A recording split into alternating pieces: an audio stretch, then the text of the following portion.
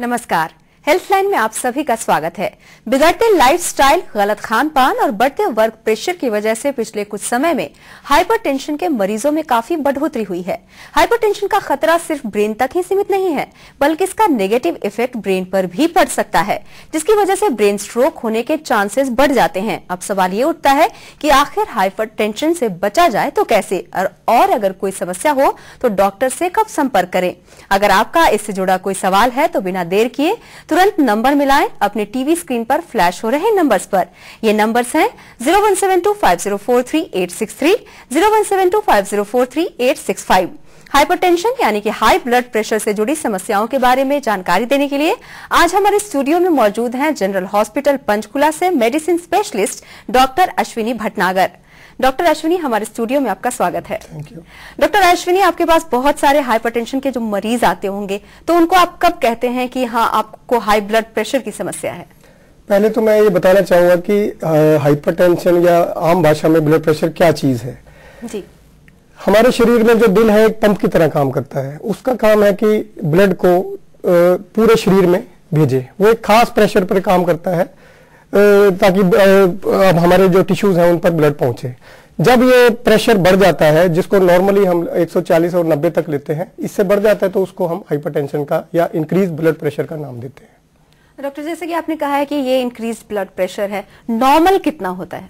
Normal आम आदमी में जो हम नॉर्मल गिनते हैं वो 140/90 तक हम नॉर्मल गिनते हैं। इससे कम होना चाहिए ब्लड प्रेशर। और अगर डायबिटिक पेशेंट है तो उसमें 130/90 का हम अपर लिमिट लेते हैं। जी।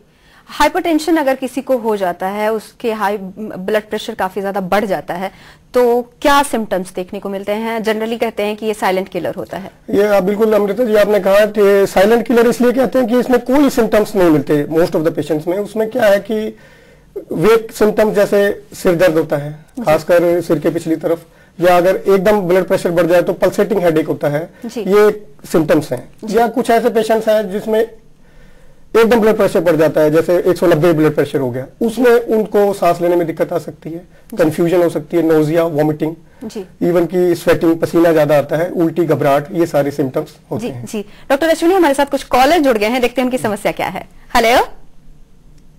नमस्कार, मैं अश्विनी से बोल रहा हूँ, सजाद। जी, आप अपनी समस्या बताइए। जी, मेरे को ब्लड प्रेशर रहता है, मैं दवाई भी लेता हूँ रोज। तो जब भी मैं ब्लड प्रेशर चेक करता हूँ तो it is 130/90। From last 6 years से मैं दवाई खा रहा हूँ। At present I am taking Eritel Trio, तो लेकिन 130/90 हमेशा रहता है। तो मैंने लिपिड प्रोफाइल टेस्ट भी कराया है, तो उसका जो लिपिड प्रोफाइल वो कोलेस्ट्रॉल आ रहा है 200 और उसका टीजी आ रहा है 220। तो मेरे को क्या कोई दवाई बदलनी है या कुछ और करना है, तो प्लीज मुझे ये बताएं। हाँ जी आजाद जी, आप जो ये आपने जो बताया ट्रायो कॉम्बिनेशन ले रहे हैं, इसमें ब्लड प्रेशर तो नॉर्मल आ रहा है, लेकिन आपके दूसरे पैरामीटर भी। ब्लड प्रेशर एक ऐसी एंटिटी है कि सिर्फ एक ही कारण से नहीं बढ़ता है, इसके और कई कारण है। जो आपने खुद बताया कि आपका ट्राइग्लिसराइड भी 220 की रेंज में है, कोलेस्ट्रॉल भी 200 से ज्यादा है।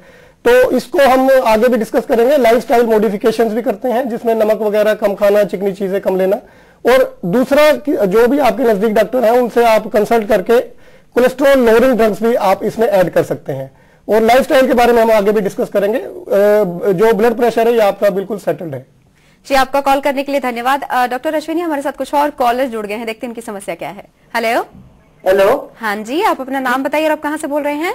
जी, मैं अलवर राजस्थान से बोल रहा हूँ, सोहन। जी, आप अपनी समस्या बताइए डॉक्टर अश्विनी को। जी, पहले तो मैं डॉक्टर साहब को नमस्ते कहना चाहूंगा। नमस्कार सर, मैं ये पूछना चाहता हूँ कि मुझे कभी कभी घबराहट सी महसूस होती है। सर, मुझे हाई ब्लड प्रेशर तो नहीं है? आपकी उम्र कितनी है सोहन जी? जी, मेरी उम्र करीब 35। घबराहट के बहुत सारे कारण होते हैं, ये ब्लड प्रेशर उनमें से एक है। अदरवाइज थायराइड की किसी को प्रॉब्लम है, उससे भी घबराहट हो जाती है। कोई आदमी आप स्मोकिंग तो नहीं करते? नहीं सर, स्मोकिंग ही नहीं, और भी किसी तरह का कोई भी नशा नहीं करता। अच्छा, तो इसमें कई सारे कारण है। थायराइड की प्रॉब्लम होती है तब भी घबराहट हो जाती है। कोई हार्ट की प्रॉब्लम है, कोई वाल लीक कर रहा है, उसके करके भी घबराहट हो जाती है। इवन चाय ज्यादा पीने से, कॉफी ज्यादा पीने से भी घबराहट हो जाती है। और आजकल जिस तरह का लाइफस्टाइल है, स्ट्रेसफुल लाइफस्टाइल है, उससे भी घबराहट हो जाती है। आप अपने नजदीकी डॉक्टर को जाकर ये सारे इन्वेस्टिगेट कराएं और फिर अपना दिखाएं आप। जी सोहन, आपका कॉल करने के लिए धन्यवाद। डॉक्टर, जैसे कि आपने बोला है कि रिस्क फैक्टर के बारे में भी कहा है कि क्या आपने अभी पूछा था कॉलर से कि आप स्मोकिंग तो नहीं करते हैं, रिस्क फैक्टर भी बहुत सारे हैं, जैसे हाइपरटेंशन की शिकायत होती है, तो वो सारे क्या हैं? नहीं, इसमें बेसिकली रिस्क फैक्टर को हम दो, उसमें अगर हम ब्रॉडली कैटेगराइज करें तो दो तरह के हैं, these are modifiable and non modifiable. Non modifiable तो जिसमें हमारा बस ही नहीं है। मान लो किसी कोई ऐसा पेशेंट है जिसके मदर को भी ब्लड प्रेशर की शिकायत है, फादर को भी ब्लड प्रेशर की शिकायत है, तो उसका जेनेटिक मेकअप ही ऐसा है कि उसको चांसेस ब्लड प्रेशर होने के ज्यादा है। दूसरा नॉन मॉडिफाइबल में आता है एज पे हमारा कंट्रोल नहीं है। जैसे जैसे एज बढ़ेगी, जो हमारी आर्टरीज हैं, जो हमारी नसें हैं, वो उनकी इलास्टिसिटी कम होती है और ब्लड प्रेशर धीरे धीरे बढ़ता जाता है। जो आपने देखा होगा ज्यादातर बुजुर्गों में ब्लड प्रेशर थोड़ा सा हाई रेंज में रहता है। डॉक्टर अश्विनी, रिस्क फैक्टर्स और नॉन अवॉइडेबल रिस्क फैक्टर्स के बारे में बात करेंगे। हमारे साथ कुछ कॉलर जुड़ गए हैं, देखते हैं उनकी समस्या क्या है। हेलो। हेलो। हाँ जी, आप अपना नाम बताइए और आप कहाँ से बोल रहे हैं? मैं नवीन, उत्तराखंड चंपावत से जिला। जी जी, आप अपनी समस्या बताइए डॉक्टर अश्विनी को। मैडम, समस्या ये है कि कभी कभी दिल की धड़कन मर जाती है। जी नवीन जी, आप मेरे ख्याल अभी जुड़े हैं प्रोग्राम से, क्योंकि अभी पहले कॉलर ने भी यही बात पूछी थी। जो धड़कन बढ़ने के कई सारे कारण हैं, मैंने जैसे पहले भी बताया, thyroid, smoking, stress, increase alcohol intake, तो ये सारे कारण है। ये और ब्लड प्रेशर उनमें से एक है, ब्लड प्रेशर भी है। तो ये सारी चीजें इन्वेस्टिगेट कराएं तो उससे फाइनली पता चलेगा कि क्या दिक्कत आ रही है। जी, आपका कॉल करने के लिए धन्यवाद। डॉक्टर, हम बात कर रहे थे रिस्क फैक्टर्स के बारे में कि जो कुछ है जिसे हम अवॉइड कर सकते हैं और कुछ हैं जिन्हें हम अवॉइड नहीं कर सकते हैं। उनमें से आपने फैमिली हिस्ट्री के बारे में बता दिया है। हाँ जी, फैमिली हिस्ट्री बताई है मैंने। दूसरा, एक मेल्स में ज्यादा ब्लड प्रेशर की शिकायत ज्यादा होती है जी। और एज मैंने बताया कि जैसे जैसे एज बढ़ती है तो ब्लड प्रेशर ज्यादा बढ़ता है। दूसरे कैटेगरी में आते हैं मॉडिफाइबल रिस्क फैक्टर, जिसको हम कंट्रोल कर सकते हैं या मॉडिफाई कर सकते हैं। जैसे स्मोकिंग, स्मोकिंग से ब्लड प्रेशर बढ़ता है, तो स्मोकिंग आप अवॉइड करें तो ब्लड प्रेशर नहीं बढ़ने पाएगा। एक डाइट, आजकल जो हमारा जो कल्चर है वो वेस्टर्नाइज कल्चर होता जा रहा है। खासकर डाइट में हम high fat, high carbohydrate diet ले रहे हैं। लोग पिज्जा खा रहे हैं या दूसरे जंक फूड्स खा रहे हैं, चिप्स लेते हैं लोग, उसमें मसाला बहुत ज्यादा होता है, high intake of salt, that is detrimental. और ज्यादा फैटी डाइट से भी कोलेस्ट्रॉल ज्यादा बढ़ता है और इनडायरेक्टली ब्लड प्रेशर को वो न्यूट्रा देता है। जी जी। दूसरा, सेडेंटरी लाइफस्टाइल, हमारा एक्सरसाइज हम बहुत, आजकल सभी काम मशीनों पर है, कपड़े धोने हैं वो मशीनों से नहीं धो देने, काम वाली ने काम कर जाना है। तो ये चीजें भी, कहीं जाते भी हैं हम तो गाड़ी में जाते हैं, हमारी फिजिकल एक्टिविटी ऑलमोस्ट जीरो हो गई है, तो उससे भी ब्लड प्रेशर हमारा बढ़ता है। जी डॉक्टर अश्विनी, हमारे साथ कुछ कॉलर जुड़ गए हैं, देखते हैं उनकी समस्या क्या है। हेलो। हेलो। हाँ जी, आप अपना नाम बताइए और आप कहाँ से बोल रही हैं? हम पटियाला से बात कर रहे हैं, दिलजीत कौर। जी जी, आप अपनी समस्या बताइए।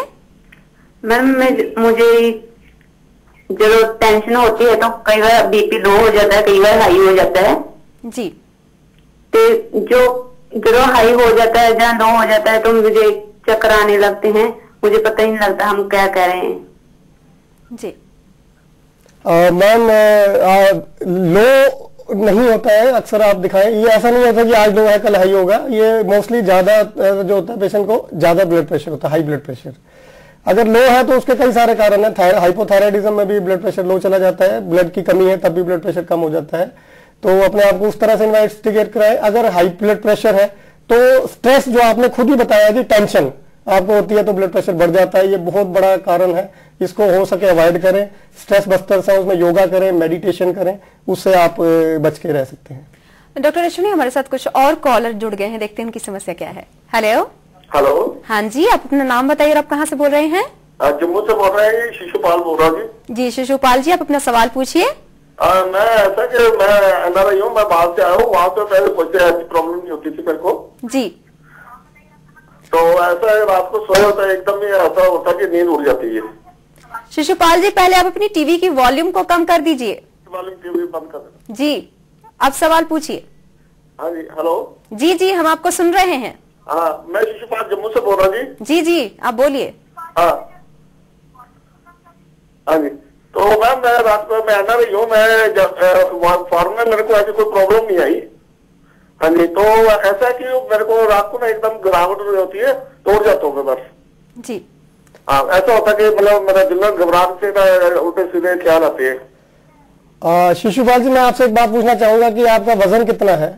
मेरा इस वक्त 85 हो गई। हाँ जी, ये यही कारण है। एक इसमें हमारी मेडिकल टर्म में एक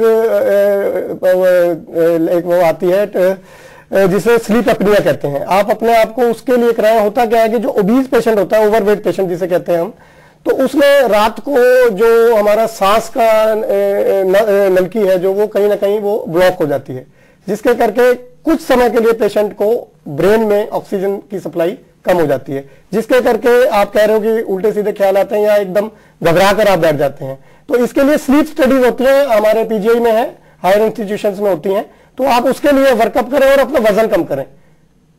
जी शिशुपाल जी, आपका कॉल करने के लिए धन्यवाद। डॉक्टर, जैसे कि आपने ओबीज के बारे में बात की, ओबीज का क्या रोल है? क्या जो ओबीज होते हैं उन्हें भी हाइपरटेंशन की शिकायत हो सकती है? हाँ अमृता जी, आजकल एक नई टर्म्स मेडिकल उसमें चल रही है, मेटाबॉलिक सिंड्रोम। उसमें क्या है कि पेशेंट को वजन बढ़ा हुआ होगा, खासकर सेंट्रल ओबेसिटी, उसका पेट काफी बढ़ा हुआ होगा जी। उसका अगर जैसे कोलेस्ट्रॉल अगर कराएंगे तो उसमें ट्राइग्लिसराइड बहुत ज्यादा होंगे, ब्लड प्रेशर की शिकायत होगी, कुछ पेशेंट में डायबिटीज की भी शिकायत होगी, इंसुलिन लेवल कराएंगे तो इंसुलिन लेवल बढ़ा हुआ होगा, इंसुलिन रेजिस्टेंस होगा। इन सारी बीमारियों को मिलाकर एक मेटाबॉलिक सिंड्रोम का नाम देते हैं। तो ओबेसिटी में ये सारी चीजें होती हैं, तो वो उनका दूसरा चीज ये है कि उनके जो कुछ स्टेरॉइडल लेवल हायर होते हैं ओबीज पेशेंट्स में, और दूसरा उनकी लाइफस्टाइल उनका सेडेंटरी होता है। तो इस सभी कारणों से ब्लड प्रेशर बढ़ जाता है जी। हाइपरटेंशन का इलाज सही समय पर नहीं कराया गया तो क्या क्या हो सकता है? हाँ, ये बड़ा अच्छा क्वेश्चन आपने पूछा है। हाइपरटेंशन का हमारे, आप ये कहें कि एक आम भाषा में सिर से लेकर पैर तक हर चीज को नुकसान पहुंचा सकता है। आपने इंट्रोडक्शन में भी कहा था कि डॉक्टर अश्विनी इस बारे में हम बात करेंगे, पहले हमारे साथ कॉलर जुड़े हुए, देखते हैं उनकी समस्या क्या है। हेलो हेलो डॉक्टर साहब। हाँ जी नमस्कार। डॉक्टर नमस्ते सर। नमस्कार जी नमस्कार। मुझे एडजस्टिव पंच जो बीपी होता है इसका क्या होता है? हेलो। हाँ जी, मैं आपका सवाल नहीं समझ आया मुझे। ये एडजस्टिव पंच जो होता है, एडजस्टिव पन, दिल की धड़कन होती है कि तेज होता है, एडजस्टिव पन में गुस्सा जो होता है, जो उससे बीपी राइज होता है, उसका क्या है? मेरा एक दिन बीपी मेरा 200/100 चला गया था, फिर बाद में मैं ठीक भी हो गया था। नहीं, उसमें देखो जी, अगर किसी वक्त में ज्यादा होता है तो उसके भी कई सारे कारण है। कई बार एक फियोक्रोमोसाइटोमा नाम की एक चीज होती है जो एडिनल का ट्यूमर होता है, उसमें भी दिक्कत हो सकती है। दूसरा एक टेंशन लेवल, कई बार आदमी एकदम किसी चीज को दिमाग से लगा लेता है तो उससे अब्रप्टली इंक्रीज कर जाता है। तो इसके लिए मैं आपको एक सजेशन दूंगा कि आप मॉनिटरिंग कराएं बीपी की लगातार, या एम्बुलेटरी मॉनिटरिंग कहते हैं, उसमें 24 घंटे तक हम ब्लड प्रेशर नोट करते हैं और उसकी रिकॉर्डिंग देते हैं कि ये फ्लक्चुएशन कैसे है, उसके अकॉर्डिंगली इन्वेस्टिगेट करके आपको ट्रीटमेंट शुरू करनी चाहिए।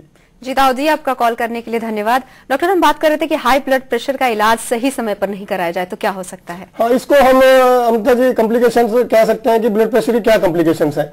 सबसे पहले तो इसमें cardiovascular risk factor, blood pressure अगर किसी भी व्यक्ति का बेसलाइन से 20 मिलीमीटर भी बढ़ जाता है तो उसका हार्ट अटैक होने के चांसेस डबल हो जाते हैं। आप ये इमेजिन करें कि कितनी नुकसानदायक चीज है।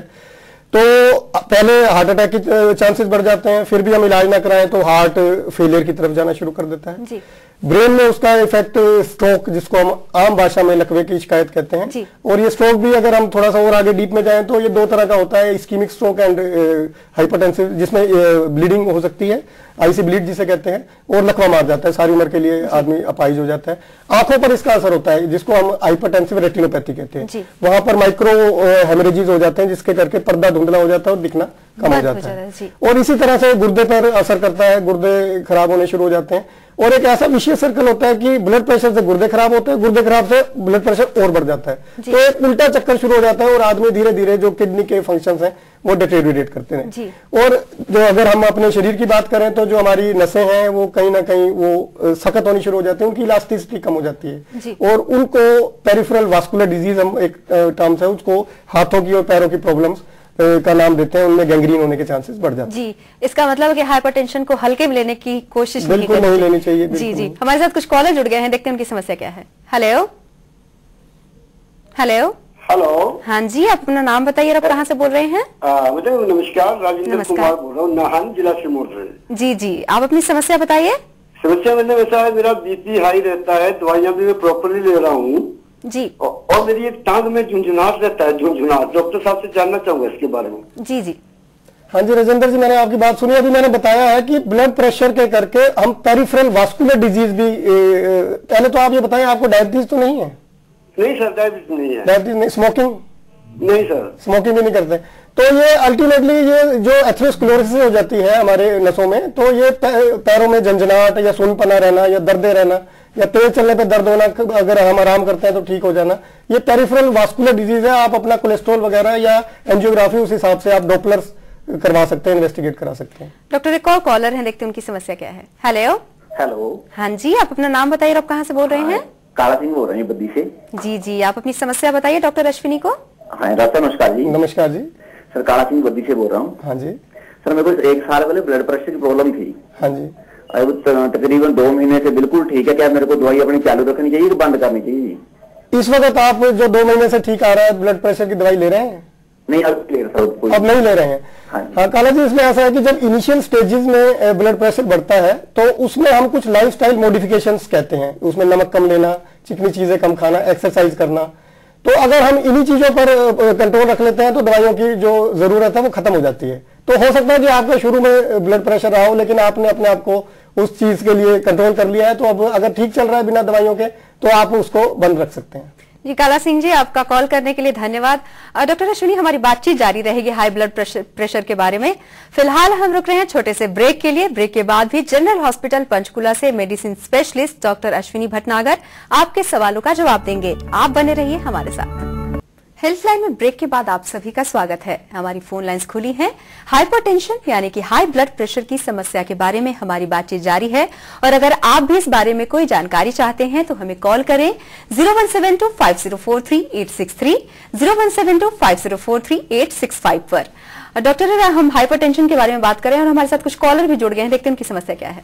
हेलो हेलो, लगता है कॉल कट हो गया है। डॉक्टर, हाइपरटेंशन के बारे में बात कर रहे थे। हाइपरटेंशन जो गर्भवती महिलाएं हैं, अगर उन्हें हाइपरटेंशन की शिकायत हो तो क्या इस पर उनको ज्यादा खतरा है या बच्चे को ज्यादा खतरा है या दोनों को खतरा है? बिल्कुल, प्रेगनेंसी जो है वो अपने आप में हाई रिस्क स्टेट है। तो इसमें ब्लड प्रेशर अगर कहीं भी बढ़ता है तो इसमें बहुत नुकसान हो सकता है, माँ को भी और बच्चे को भी। माँ को दौरे पड़ सकते हैं, इवन उसकी प्रीमेच्योर डिलीवरी हो सकती है, बच्चे को नुकसान हो सकता है, स्पॉन्टेनियस अबॉर्शन हो सकती है। जी। तो प्रेगनेंसी विद हाइपरटेंशन को तो सीरियसली बिल्कुल ही नहीं लेना चाहिए। जी। जैसे कि दवा शुरू करने की बात की जा रही थी, अभी एक ब्रेक पे जाने से पहले एक कॉलर पूछ रहे थे कि उनका अभी जो है ब्लड प्रेशर बिल्कुल नॉर्मल रह रहा है तो उन्हें दवा बंद कर देनी चाहिए या नहीं। तो अगर इस तरह की समस्या हो कि हाई बीपी हो तो दवा कब शुरू करनी चाहिए? क्या शुरुआत में ही दवा ले लेनी चाहिए? क्या करना चाहिए?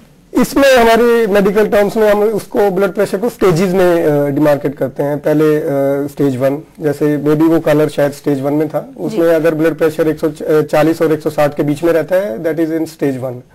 तो उसमें सबसे पहले हम लाइफस्टाइल मॉडिफिकेशन जैसे मैंने बताया वो परहेज करें, और अगर उसके बावजूद भी नहीं होता तो दवा शुरू करें। अगर वो स्टेज 2 में, अगर स्टेज 2 का मतलब है कि 160 से 180 तक ब्लड प्रेशर है उसका, उसमें लैंड अप करता है, तो फिर दवा उसको पहली उसमें ही शुरू कर देते हैं। अदरवाइज फर्स्ट सेटिंग में हम कभी भी दवा शुरू नहीं करते हैं अनटिल अनलेस पेशेंट का एक्सेलरेटेड हाइपरटेंशन में लैंड अप नहीं करते। जी। तो अगर उसका 2 या 2 से ज्यादा सेटिंग्स में ब्लड प्रेशर ज्यादा है तो उसको ब्लड प्रेशर की दवाई शुरू कर देनी चाहिए। जी। डॉक्टर, हमारे साथ कुछ कॉलर जुड़ गए हैं, देखते हैं उनकी समस्या क्या है। हेलो हेलो, सत श्री अकाल मैडम। सत श्री अकाल जी, आप अपना नाम बताइए और आप कहाँ से बोल रहे हैं? मैडम मेरा नाम है हरजिंदर सिंह, जिला फरीदकोट है, जी हरजिंदर जी, आप अपना सवाल पूछिए। मैडम हमें डॉक्टर साहब से ये पूछना है कि हमारा ब्लड प्रेशर हाई रहता है। जी मैडम, हमारे ने किडनी चेंज करी हुई है। जी जी। किडनी चेंज करी हुई है, इसीलिए डॉक्टर ने एडवाइस दी है कि मेडिसिन लेनी है। मेडिसिन लेने के बावजूद भी जो मैं तुरदा ना जी, थोड़ा जिहा भी तुरदा या सैर करदा है तो मेरा साह चढ़ जाता जी। जी। इस तकलीफ मैंने बहुत ज्यादा है जी, तो तो मैंने किस ढंग नाल याद दवाई जाए। मैं मेडिसिन भी ले जाना, पानी भी बहुत पी जाना, पर मेरी ब्लड प्रेशर घट नहीं रहा। हरजिंदर जी, आपका ब्लड प्रेशर कितना चलता है? उनका कॉल कट हो गया है, पर उनकी जो समस्या उस बारे में उन्हें कुछ बता दीजिए। हाँ, इसमें जैसे हरजिंदर सिंह जी ने बताया कि उनको किडनी एक चेंज हुई है। पहले तो ये देखना पड़ेगा कि किडनी क्यों चेंज हुई है, क्या वो ब्लड प्रेशर के करके खराब हो गई थी या किडनी खराब होने के करके ब्लड प्रेशर था, नंबर 1। दूसरी चीज ये है कि जैसे मैंने बताया कि जो डायबिटिक पेशेंट है या हाई रिस्क वाले पेशेंट है जिनको हार्ट की प्रॉब्लम है, या जैसे हरजिंदर जी ने बताया कि किडनी चेंज हुई है, उसमें जो ब्लड प्रेशर रिडक्शन है वो बहुत जरूरी है। वो अपना ब्लड प्रेशर जितना कम रखें, 130-80 से भी कम रखें, उतना अच्छा है। और तीसरा इन्होंने एक बात पूछी कि सांस चढ़ता है चलते वक्त, या थोड़ा सा भी चलते हैं या काम करते हैं तो सांस फूलता है। उसके कई सारे कारण हैं, अकेला ब्लड प्रेशर नहीं हो सकता, उनको साथ में ब्लड हार्ट की भी कोई प्रॉब्लम हो तो वो उस हिसाब से इन्वेस्टिगेट कराएं। हार्ट के लिए भी सांस का एक फेफड़ों में का भी कारण होता है वो, और जो किडनी जो उनको ट्रांसप्लांटेशन हुई है क्या वो ठीक काम कर रही है, उसके लिए भी आप अपने टेस्ट करवाएं। डॉक्टर हमारे साथ कुछ और कॉलर्स जुड़ गए हैं, देखते हैं इनकी समस्या क्या है। हेलो। हेलो। हाँ जी, आप अपना नाम बताइए और आप कहाँ से बोल रही हैं? मैडम मैं गुड इवनिंग, मैं फरीदाबाद से बोल रही हूँ। Very good evening. हाँ, वो मेरा नाम ममता चहल है। जी जी ममता जी, आप अपना सवाल पूछिए। हाँ मैडम, ऐसा है कि मेरे हस्बैंड की एज है 49 जी, और उनका हाइट है 5 फुट 5 इंच और वेट है 95 kg जी और उनका ब्लड प्रेशर पहले हाई रहता था जी। तो अब मैंने दवाई देने के बाद तो कंट्रोल रहता है, लेकिन फिर भी कभी कभी बीच में 140 और 190 हो जाता है ब्लड प्रेशर दवाई देने के बाद भी। जी, उनका वेट की वजह से हो रहा है या किसी उनका नाक भी बंद रहता है काफी टाइम, सांस नहीं आता उनको रात को सोते समय। ये ब्लड प्रेशर की वजह से ही है क्या सारा? ममता जी, मैं एक बात कहना चाहूंगा। पहले तो आपने खुद ही इसका सवाल का जवाब दे दिया है। उनका जो वजन है बहुत ज्यादा है। आइडियल बॉडी वेट उनका उनकी 5 फीट 5 इंचेस आपने बताया है, तो उनका जो वजन है वो 62-63 kg से ज्यादा नहीं होना चाहिए। तो आप ये मान के चलें कि अराउंड 32 kg जो है उनका वजन है ज्यादा है। तो सबसे पहले तो आप उसको किसी तरह से भी, चाहे डाइटरी रिस्ट्रिक्शंस चाहे फिजिकल एक्टिविटी, इससे उनका वजन कम करें। और दूसरी चीज, मैंने पहले भी एक कॉलर ने पूछा था, एक स्लीप एपनिया नाम की एक है, स्लीप एपनिया सिंड्रोम। उसमें क्या होता है कि ओवरवेट पेशेंट में रात को उनका जो सांस की नलकी है वो बंद हो जाती है, जिसके करके उनको सांस लेने में दिक्कत आती है। तो जैसे जैसे वजन कम होगा तो वो भी प्रॉब्लम दूर होगी, और इसका स्लीप एपनिया के लिए आप टेस्ट करवा सकते हैं। जी ममता जी, आपका कॉल करने के लिए धन्यवाद। डॉक्टर, एक और कॉलर है, देखते हैं उनकी समस्या क्या है। हेलो। हेलो। हाँ जी, अपना नाम बताइए और आप कहाँ से बोल रही हैं? मैम मैं विभा बोल रही हूँ रेवाड़ी से। जी जी, आप अपना सवाल पूछिए। मैं ये पूछना चाहती हूँ, मेरी मम्मा है, उनको 2 बार हार्ट अटैक हो चुका है जी, और मैम वो कंटिन्यू, उनको बीपी हाई कई बार बहुत ज्यादा हो जाता है जी, और अभी सर्दियों में तो बहुत तेज बीपी हाई रहता है। तो मैं ये पूछना चाहती हूँ, हार्ट अटैक और बीपी हाई में क्या रिलेशन है, और जो बीपी हाई रहता है वो कहीं किसी वेन में कहीं ब्लॉकेज की वजह से तो नहीं है, या फिर वो नेचुरल है, नॉर्मली हो जाता है, थोड़ा बहुत कोलेस्ट्रॉल होता है उस वजह से हो जाता है? तो इसके लिए क्या क्या टेस्ट कराए जा सकते हैं कि कैसे पता चले कि हमें हार्ट की प्रॉब्लम तो नहीं है, या फिर बीपी थोड़ा कंट्रोल हो जाए दवाई वगैरह लेने से, वो हार्ट से रिलेटेड ना हो? विभा जी, ये जो आपने सवाल किया, बेसिकली सारी चीजें एक दूसरे से इंटरलिंक्ड हैं। ब्लड प्रेशर से हार्ट की प्रॉब्लम होती है, हार्ट का साइज बढ़ता है, उसमें सांस फूलने की दिक्कत और सारी चीजें आती हैं। और दूसरा आपने कहा कोलेस्ट्रॉल से भी हार्ट में प्रॉब्लम होती है। 2 बार ऑलरेडी आपने बताया आपके मदर को हार्ट की प्रॉब्लम हो चुकी है। तो मेरा ये मानना है कि ऐसे पेशेंट में, बेसिकली ये जो पेशेंट है जो आपके मदर है, ये हाई रिस्क ग्रुप में है। इनका strict control of blood pressure, strict control of cholesterol, और सारे टेस्ट जिसमें इकोकार्डियोग्राफी, लेटेस्ट लिपिड प्रोफाइल जिसमें एलडीएल और एचडीएल कोलेस्ट्रॉल सारा आएगा, और ये सारी चीजें करवाएं और ब्लड प्रेशर को बिल्कुल स्ट्रिक्टली कंट्रोल करें ताकि ये अगला अटैक ना होने पाए। डॉक्टर, हाइपरटेंशन के बारे में जैसा कि हम बात कर रहे हैं, कई बार ये होता है कि पेशेंट जब डॉक्टर के पास जाता है तो उसका बीपी हाई रहता है, और जब वो घर पे होता है तो नॉर्मल होता है। कितना सही है? हाँ, ये बड़ा अच्छा सवाल किया आपने ममता जी। इसको हम अपनी medical language white coat hypertension कहते हैं, कि जैसे डॉक्टर व्हाइट कोट पहनता है तो जब डॉक्टर को देखते हैं तो उसका बीपी बढ़ जाता है, and this is a definite entity. और हमारे पास भी पेशेंट्स आते हैं, वो कहते हैं जी हम घर पे कराते हैं तो बिल्कुल ठीक आता है।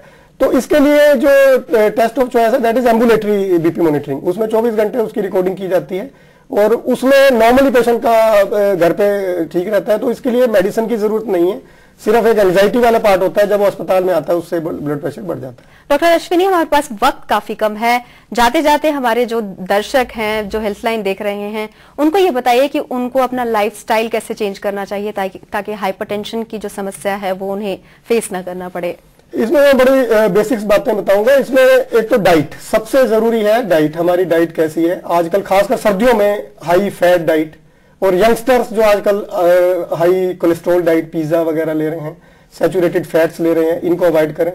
नमक का एक आता है, हमारी डाइट में 17 से 20 ग्राम तक नमक का जो होता है, उसमें हमारी जो डाइट में नमक होता है। तो जो एक हाइपरटेंसिव पेशेंट के लिए जो डाइट में नमक होना चाहिए वो 6 ग्राम से कम होना चाहिए। हमारी जो रूरल पॉपुलेशन है उसमें अचार का बड़ा प्रचलन है और पापड़ बहुत खाते हैं। मैक्सिमम जो साल्ट होता है वो अचार में होता है, तो वो चीजें अवॉइड करें। और फ्रूट्स ज्यादा लें, वेजिटेबल्स, कच्ची सब्जियां, आप सैलेड ज्यादा लें, फ्रूट्स ज्यादा लें, जिससे कोलेस्ट्रॉल भी कम रहेगा, ब्लड प्रेशर कम रहेगा। और इसमें फ्रूट्स में पोटेशियम ज्यादा होता है, ये भी ब्लड प्रेशर को कम करने में सहयोग देता है जी। अल्कोहल का बड़ा डिबेट चलती रहती है। मॉडरेट अमाउंट में, खासकर अडल्ट मेल्स में 2 पैग्स 30 ml के अलाउड हैं और उसमें वो कम करते हैं। ये डाइट का हुआ। Exercise, daily exercise means brisk walking up to 45 minutes per day, at least 5 times a week brisk walking करें। टेंशन को दूर करें, योगा करें और मेडिटेशन करें और अपना लाइफस्टाइल चेंज करें। डॉक्टर अश्विनी, आप हमारे स्टूडियो में आए, हाइपरटेंशन के बारे में जानकारी दी, आपका बहुत बहुत धन्यवाद। Thank you. तो ये था हाइपरटेंशन यानी कि हाई ब्लड प्रेशर की समस्या से संबंधित आज का हमारा कार्यक्रम। उम्मीद है कि आपने आज के इस कार्यक्रम को ध्यान से सुना और देखा होगा और अब आप अपने खान पान और सेहत का ख्याल भी रखेंगे। तो कैसा लगा आज का हमारा हेल्थलाइन कार्यक्रम, हमें जरूर लिखें। हमसे संपर्क करने के लिए हमारा ईमेल आईडी नोट करें, healthline@nightnews.com। फिलहाल हेल्थलाइन में बस इतना ही। नमस्कार।